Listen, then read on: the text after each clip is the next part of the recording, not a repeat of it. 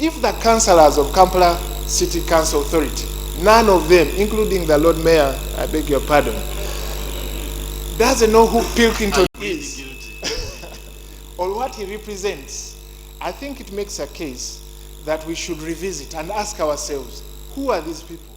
After all the councillors failed to explain the basis for naming some of the streets in Kampala, Apollo Makubuya put up a spirited presentation to the council on his proposal to rename streets in Kampala to reflect a decolonized Uganda.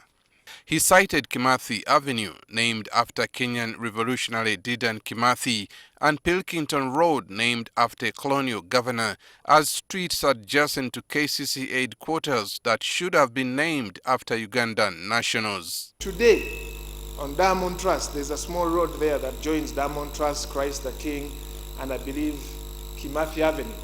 That road is called Colville Street.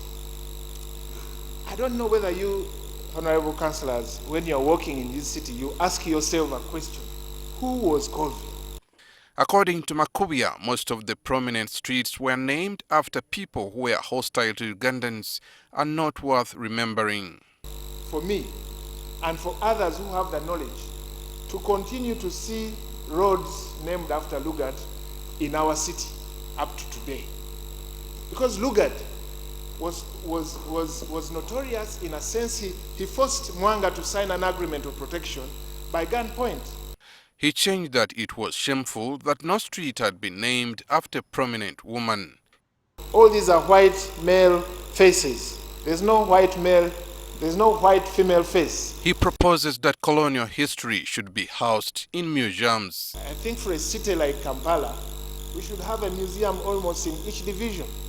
When you go to other places in the world, for example in Europe, you will find a museum of natural history, you will find a museum of political history. Makubuya also warned against naming the streets after war veterans.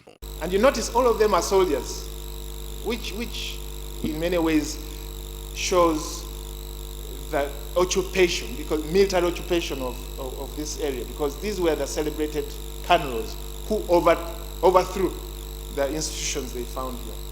In their response, some KCCA technical staff highlighted some challenges to this proposal.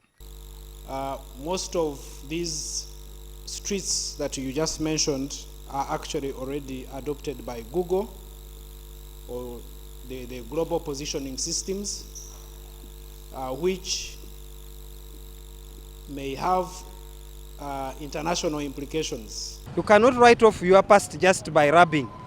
You cannot scrap it off just like that. You have to do something better and name good people. KCCA has a chance to create new roads and give those new names of the people they fancy. That is being an imperialist in a black skin. The councillors resolved to make time to discuss this matter and decide whether to rename some of the roads.